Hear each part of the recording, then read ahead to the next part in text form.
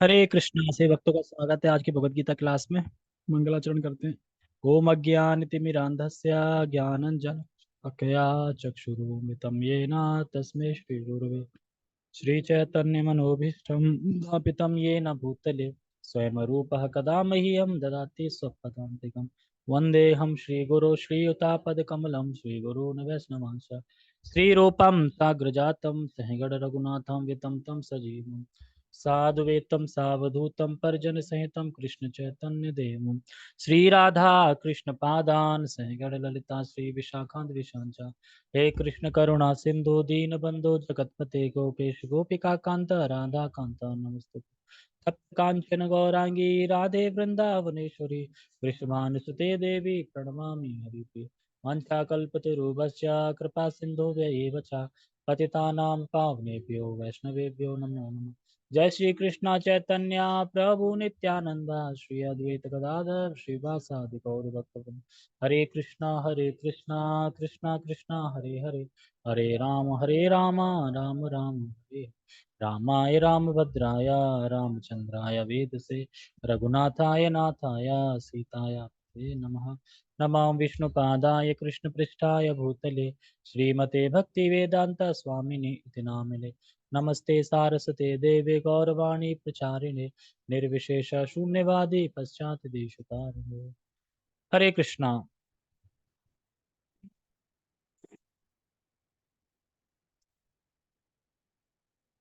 तो सभी का बहुत बहुत स्वागत है आज की भगवद गीता क्लास में। और हम अध्याय 18 श्लोक क्रमांक 67 को पढ़ेंगे आज। और भगवान ने 66 नंबर में बताया था कि सभी धर्मों को त्याग के ध्यान योग कर्म योग वर्णाश्रम के धर्म जो भी है सबको त्याग के मेरी शरण में आ जाओ, मैं सभी पापों से आपको मुक्त कर दूंगा। इसके बाद भगवान अब बताएंगे कि किसको ये मन मना मद भक्तो और ये सर्वधर्म परित्यज्य ज्ञान किसको देना चाहिए, किसको देना चाहिए किसको नहीं देना चाहिए। तो यहाँ बताएंगे किसको नहीं देना चाहिए और आगे बताएंगे किसको देना चाहिए। तो ऐसा नहीं कि हर किसी को भगवत गीता के बारे में बताने लगे, मतलब या ज्ञान देने लगे। जो गुह्य ज्ञान है, गुह्यतम ज्ञान है, वह किसको बताना चाहिए। ठीक है, तो वो हम आज समझेंगे किसको बताना चाहिए। मेरे पीछे दोहराइए। इदम ते नातपस्याय ना भक्ताय कदाचन ना चाशुश्रूषवे वाच्यम न चामाम यो अभिसूयति इदं ते नातपस्काय न भक्ताय कदाचन न चाशुषवे वाच्यम न चामाम यो अभिसूयति। इसको कल याद करके आना सब है। वो सरल वाला हो नहीं पा रहा थी, कठिन कहाँ से होगा।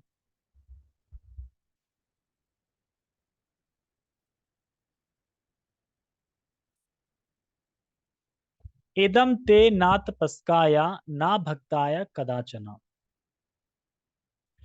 यानी इदम ते, ते माने तुम्हारे, इदम माने इस ज्ञान को, तुम्हारे द्वारा इस ज्ञान को, कौन से ज्ञान को, मनमना मदभक्तो मद्याजी माम नमस्करो माम वैश्यसि सत्यम ते प्रतिजानोस्मि।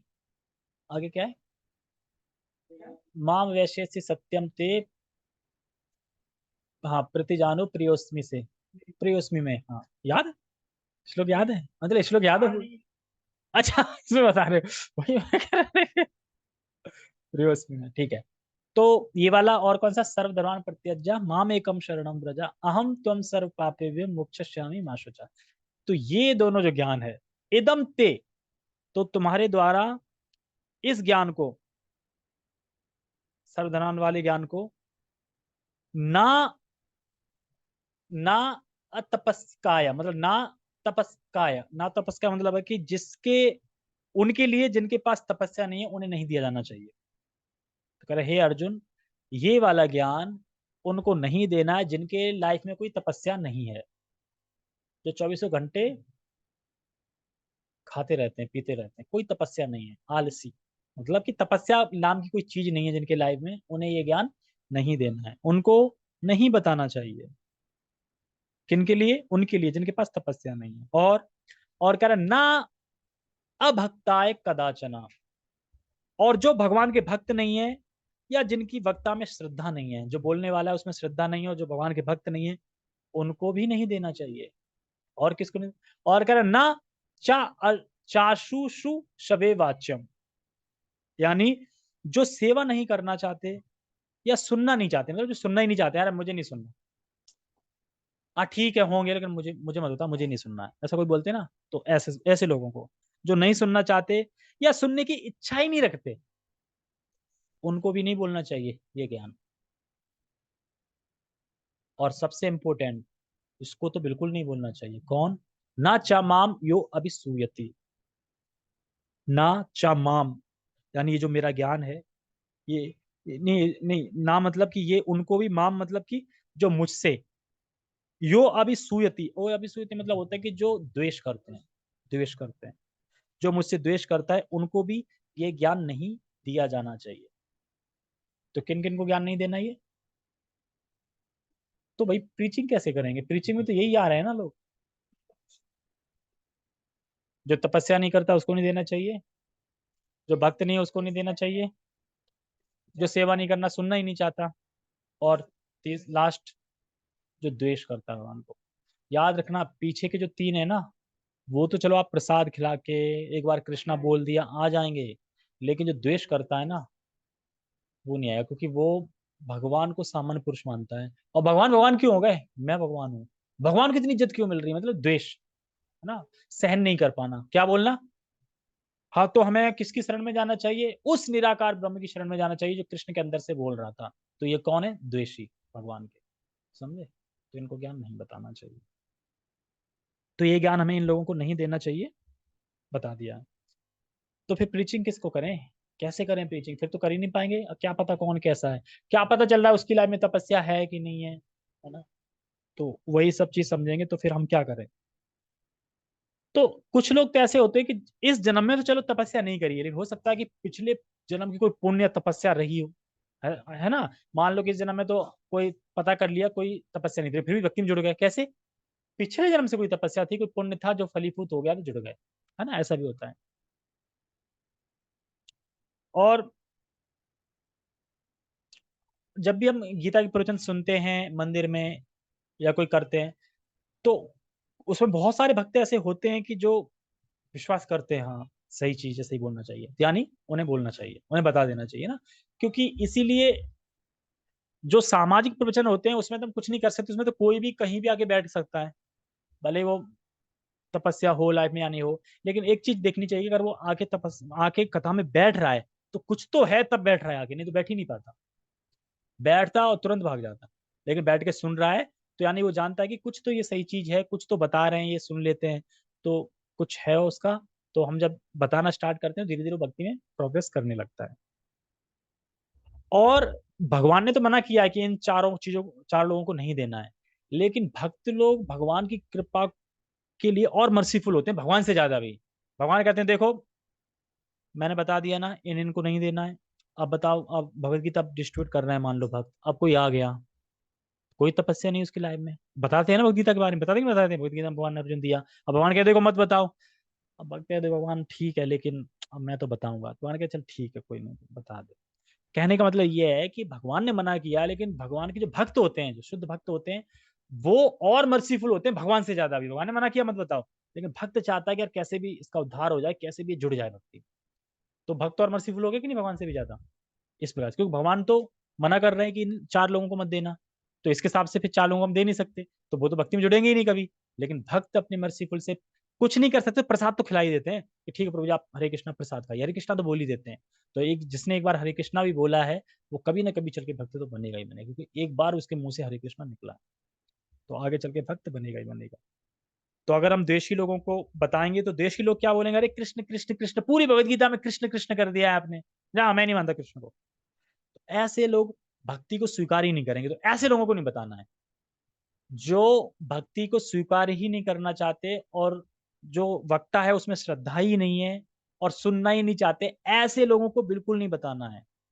जैसे आप गए किसी पास और प्रभु जी, मतलब प्रभु जी मत बोलो, और आप कहाँ से आए हैं और क्या करते हैं जो, और बताओ इस जगत में देखते हैं कितना दुख है, ये है वो है, फिर बता दिया। और जानवर और मनुष्य में क्या अंतर है, कुछ बता सकते हैं आप, उससे क्वेश्चन करो।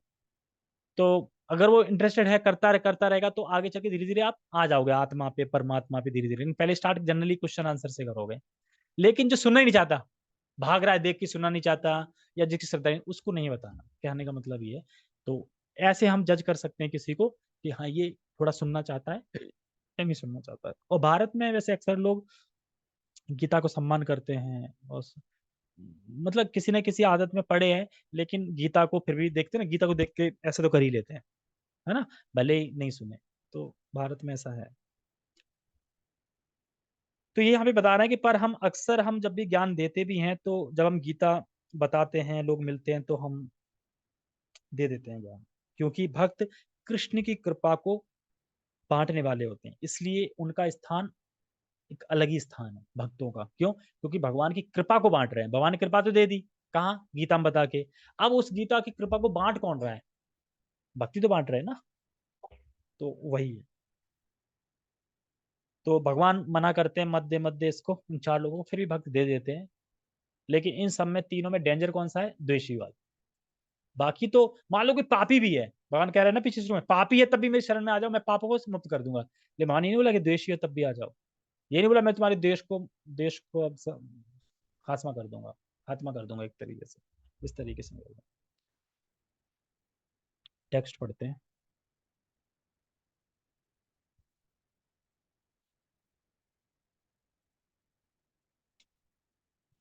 यह गुह्य ज्ञान उनको कभी भी ना बताया जाए जो ना तो संयमी है, ना एकनिष्ठ, ना भक्ति में रत है, ना ही उसे जो मुझसे द्वेष करता हो। तो इन चारों लोगों को हमें ये ज्ञान नहीं देना है। लेकिन भक्त कृपा, बस कृपा के सागर होते हैं, और वो दे देते हैं। और सबसे पहले ये देख लीजिए, अगर मान लो कि द्वेषी भी है, कोई भी है इन चारों में से, प्रसाद तो दे सकते हैं ना, भगवान का प्रसाद वो खा भी लेंगे। तो प्रसाद दीजिए। प्रसाद करना भी तो प्रीचिंग हो गया ना एक तरीके से। प्रसाद खाएंगे खाएंगे खाएंगे, तो प्रसाद अपना कमाल दिखाएगा, है ना। हम सब भी लोग तो इसको प्रसाद से ही जुड़े थे ना। ये क्या खाया है? आज तक शादी पार्टियों में खाया, होटलों में खाया, बासा हर जगह खाया ना, रेडियो में खाया, रेडियो पे खाया, सब खाया। लेकिन मंदिर में कभी इस तरीके से खाया था इस्कॉन में? वैसे मंदिर में भंडारे पाए थे, ये सब करे थे। मतलब टेस्ट जो सबसे अच्छा फील किया था, वो भंडारे की सब्जी का किया था अभी तक, इस्कॉन से आने से पहले। यही तो है, भंडारे की सब्जी अच्छी होती है, और शादी पार्टियों में मान लो थोड़ा बहुत। लेकिन इस्कॉन का प्रसाद खाने का तो अलग ही फीलिंग आई ना। उससे उससे उससे ही अटैच हुए, और अटैच होते होते धीरे धीरे भक्ति में भी आ गए। तो प्रसाद से स्टार्ट हुआ ना। तो यही चीज है, तो प्रसाद तो दे सकते हैं। और इसमें देखो बताया, पिछले श्लोक में भगवान ने बताया कि भगवान की सेवा ही व्यक्ति को भगवान की सेवा की योग्य बना देती है। भगवान कह रहे हैं ना कि तुम कैसे भी पापी तापी हो, आ जाओ मेरी शरण में, और मैं पापों को मुक्त कर देंगे। भगवान की शरण में आने के बाद हम भगवान की शरण में आने के लायक बन जाएंगे, मतलब योग्य हो जाएंगे। इसी तरह बता रहे हैं कि भगवान की सेवा ही भगवान की सेवा की योग्यता बना देती है। तो भक्ति के अलावा और कुछ स्वीकार करने की जरूरत नहीं है। पर जो व्यक्ति भक्ति स्वीकार नहीं करना चाहता, उसे भक्ति ज्ञान बताने बताने से कोई फायदा नहीं। यानी जो भक्ति को स्वीकार ही नहीं करना चाह रहा है, उसको नहीं बताना। तो किसको नहीं बताना है? जो भक्ति को स्वीकार नहीं करना चाहता, जो भगवान से द्वेष करता है, और जो जिसकी इच्छा ही नहीं है, और जो भक्ता में श्रद्धा ही नहीं है, ऐसे व्यक्ति को नहीं बताना है। वो अलग ही दिख जाते हैं ना, जो कट करते हैं। जैसे कि हम अभी प्रीच कर रहे थे यहाँ पे टेम्पल में, तो पांच छह, चार पांच लोग बैठे थे ग्रुप से।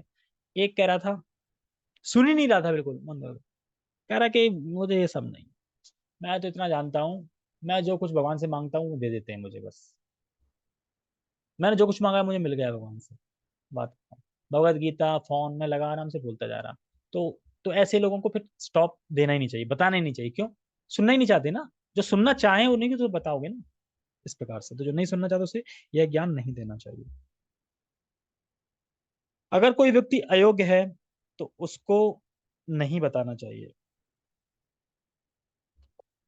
तो योग्य है नहीं, अयोग्य है, और अयोग्य है लेकिन भगवान की शरण में चला जाएगा तो योग्य हो जाएगा। ये भी भगवान पिछले श्लोक में बता रहे थे। तो हमें क्या करना चाहिए, कैसे पहचाने कि कौन व्यक्ति अयोग्य है और कौन योग्य है, मतलब हम बताएं किसको किसको, मतलब अयोग्य योग्य समझ पा रहे हैं सही से। अभी अयोग्य है लेकिन वो योग्य हो जाएगा, ये देख देख पाना। और एक ये है कि ये सच में ही अयोग्य है, ये योग्य हो ही नहीं सकता, ये देख पाना। समझ में आ रहा है क्या कहना चाह रहा मैं, योग अयोग को।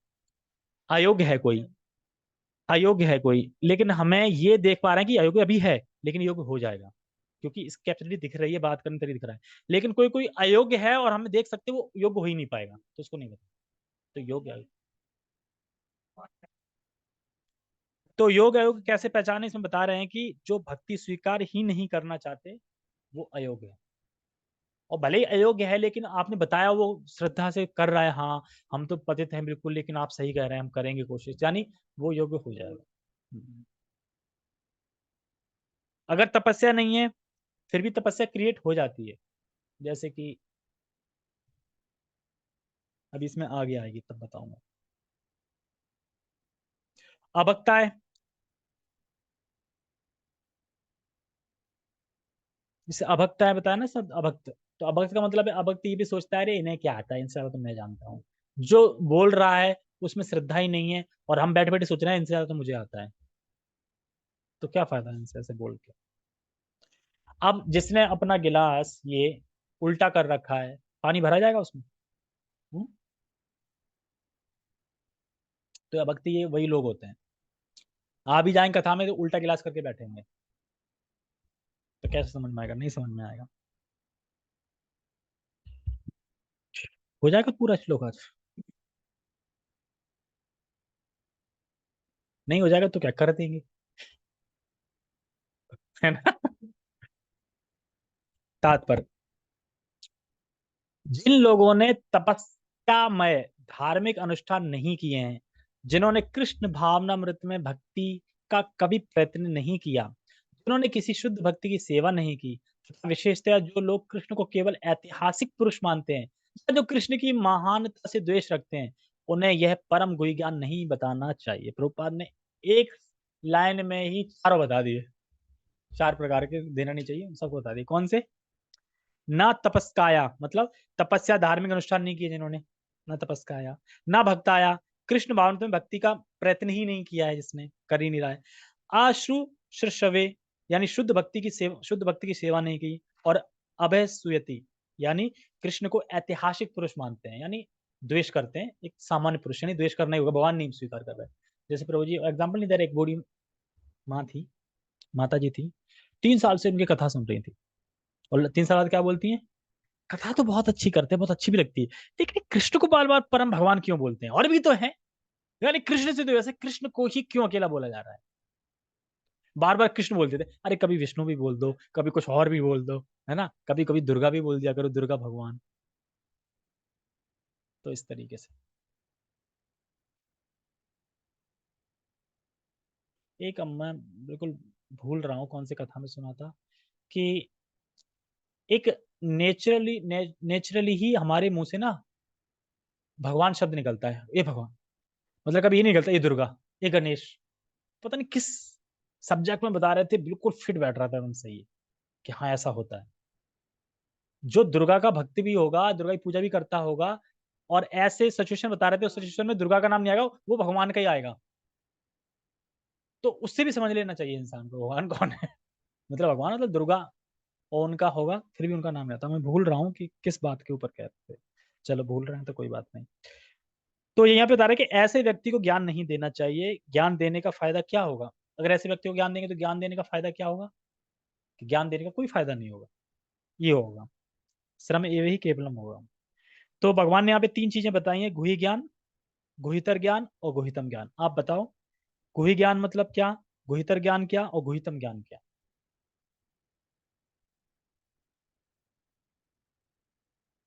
बताओ।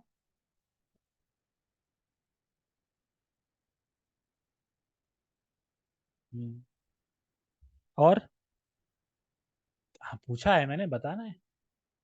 अच्छा वो गुही, गुही ज्ञान और गुहितर, तर, तर, तर माने क्या, गुहितर, तर पर, पर परमात्मा, और गुही मतलब ब्रह्म यानी जीवात्मा। ठीक है। तो ये तीनों ज्ञान तभी दे सकते हैं जब उसकी आपके प्रति उसकी मतलब श्रद्धा हो। जो सुनना ही नहीं चाहे उसे कैसे दे सकते हैं? वही गिलास का एग्जाम्पल। हाँ बोलो, बोलो। भरेगा? है? नहीं, तो तुम तो अच्छे वक्त हो। ठीक है। तो जो सुनना ही नहीं चाहते उन्हें कैसे दे सकते हैं ज्ञान? पब्लिक में एक बार प्रभुपाद जी ने पब्लिक में कथा करी थी। पब्लिक में समझते हैं, मैं आज प्रभुपाद लीला में पढ़ रहा था कल शायद। तो वहां पे कौन सा कंट्री थी, कंट्री भी बड़ा अजीब सी थी। पब्लिक में ऐसे ही, एक तो होता है कि जहाँ से आमंत्रण मिलता है वहां जाते हैं, और एक जगह ऐसे कर रहे थे जहाँ पे पब्लिकली ऐसे ही करने लगे। और वहां पे करने लगे तो वहां पे भाषा कुछ अलग थी लोगों की। और वहां पे ये ये नौबत आ गई कि प्रभुपाद जी को सेफली निकाला गया कि कैसे निकालें, लोग पत्थर वत्थर चाकू वाकू तक निकाल लिए। मतलब बहस करते करते आप ऐसे कैसे बोल सकते हैं, आए हो, मतलब ऐसे बहस चल रही थी। प्रभुपाद जी राजस्थान गाली में बोलते हैं, आज से एक चीज का प्रण ले लिया, कभी पब्लिकली कथा नहीं करेंगे, जहां पर होगा वहां जाएंगे। वो देश ही अलग टाइप का था ना, देश देश में कर रहे थे। आप दूसरे देश में जाके ऐसे कर रहे हैं, मतलब तो डर नहीं लगेगा? वहां पे सब स्टूडेंट टाइप के थे, मतलब बच्चे, मतलब ऐसे टाइप के थे, और सब ऐसे बोलते थे। तो इस तरीके से हमें समझना चाहिए। तो जैसे चित्रकेतु महाराज की कथा आती है कि चित्रकेतु महाराज कह रहे थे बच्चा चाहिए, बच्चा चाहिए, बच्चा चाहिए, किससे? कौन से मुनि थे? अंगिरा ऋषि मुनि से। लेकिन अंगिरा ऋषि मुनि ने बच्चा दे दिया, लेकिन ज्ञान नहीं दिया। कब ज्ञान दिया? जब बच्चा मर गया तब आके। क्यों? पहले क्यों नहीं दिया? क्योंकि पहले वे स्वीकार ही नहीं करते, क्योंकि भौतिकता में इतने लीन थे कि ज्ञान स्वीकार ही नहीं कर सकते थे। इसी प्रकार से अब जो भौतिक में जो ज्ञान स्वीकार ही नहीं कर सकते, तो उस टाइम पे ज्ञान बताना ही बेकार है। जब वह समझ गए और फिर उसके बाद उन्होंने बताया कि देखो, ये तो आपका था ही नहीं, इस तरीके से। हाँ, हर्ष रोशन नाम रखा था, हर्ष शोक, सॉरी। इस तरीके से आगे बढ़ते हैं। लेकिन कभी कभी यह देखा जाता है कि कृष्ण से द्वेष रखने वाले आसुरी पुरुष भी श्री कृष्ण की पूजा भिन्न भिन्न भिन्न प्रकार से करते हैं, और व्यवसाय चलाने के लिए भगवत गीता का प्रवचन करने का धंधा अपना लेते हैं। यानी मेरी गीता कौन पढ़ेगा? कोई नहीं पढ़ेगा। तो भगवत गीता अब पढ़ेंगे। क्यों? क्योंकि लोग तुम्हारी गीता को थोड़ी ले रहे हैं, वो भगवत लगा दिया ना, भगवत गीता की वजह से श्रद्धा करके ले रहे हैं, और फिर उससे जो पैसे ऐंठते हैं इससे घर अपना चलाते हैं। तो ये नहीं करना चाहिए। लेकिन जो सचमुच कृष्ण को जानने का इच्छुक हो, उसे भगवत गीता के ऐसे भाषणों से बचना चाहिए। यानी अभक्त है और अभक्त ही सुन रहा है, तो ज्ञान होगा ट्रांसफर सा, वो कभी बनेगा भक्त? मान लो एक तो अभक्त है वो, भक्त, अभक्त मतलब है कि भक्तों से नहीं सुन रहा है, अभक्त सुन रहा है, और सुनाने वाला भी अभक्त है, तो क्या होगा फिर? तो फिर तो वो कहीं का नहीं रहा। तो ये कह रहे हैं कि ऐसे भाषणों से बचना चाहिए।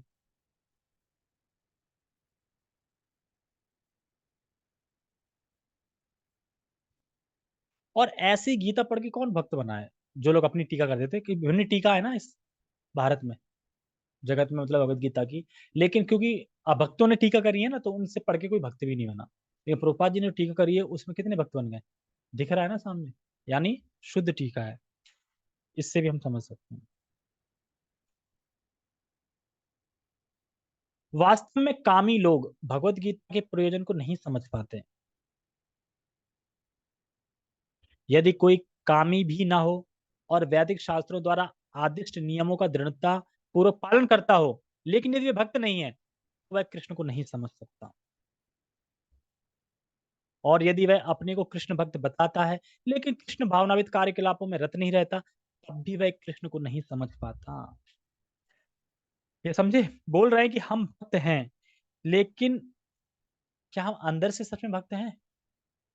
भक्त हैं, मैं भक्त हूं, फिर भक्ति वाले कार्य भी तो होने चाहिए, भक्ति वाले में रुचि भी तो होनी चाहिए। क्या 16 माला सही से हो रही है? क्या हम कथा सुन रहे हैं? क्या वो रुचि हो रही है? सब हो रहा है तभी तो भक्त माने जाएंगे। बोलने से हो जाएंगे हम भक्त हैं? तो वही चीज बता रहे हैं कि अगर कोई भक्त भी है, फिर वह श्री कृष्ण को नहीं समझ पाता, इसी कारण की वजह से। और यदि वह अपने को कृष्ण भक्त बताता है, लेकिन कृष्ण भावनिक कार्यकलापों में रत नहीं रहता है, पढ़ लिया, ठीक है। ऐसे बहुत से लोग हैं जो भगवान से इसलिए द्वेष रखते हैं क्योंकि उन्होंने भगवत गीता में कहा है कि वे परम हैं और कोई ना तो उनसे बढ़कर है ना उनके समान।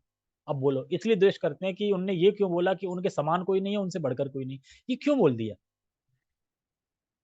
हमारे बाबा जी हैं, वो भी तो भगवान है, वो भी, उनका भी तो नाम आना चाहिए था ना, क्यों नहीं आया उनका नाम? ऐसे बहुत से व्यक्ति हैं जो कृष्ण से द्वेष रखते हैं। ऐसे लोगों को भगवत गीता नहीं सुनाना चाहिए क्योंकि वे उसे समझ नहीं पाते।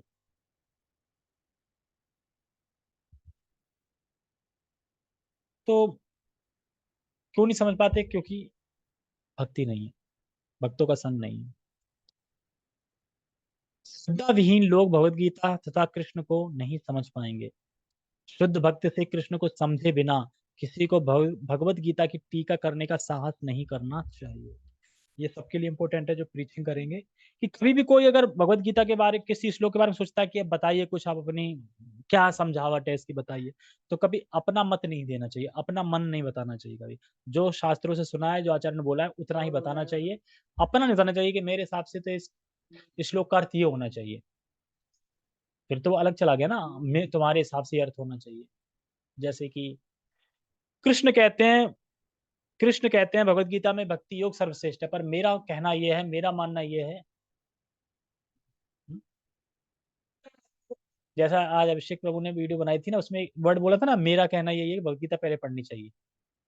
वहां मेरा नहीं बोलना चाहिए, पर हमारे आचार्य कहते हैं कि मैं भगवत गीता पहले पढ़नी चाहिए, है ना, तो वहां मेरी की जगह आचार्य आना चाहिए। मेरी कोई ओपिनियन नहीं है, मेरी को मैं कौन हूँ, है ना, तरीके से, इस तरीके से। ठीक है, तो सभी का बहुत बहुत धन्यवाद। जगत गुरु शिल प्रभुपाद की जय। श्रीमद् भगवद गीता की जय। निताय निताय गौर प्रेमानंदे। हरि हरि बोल। हरे कृष्णा।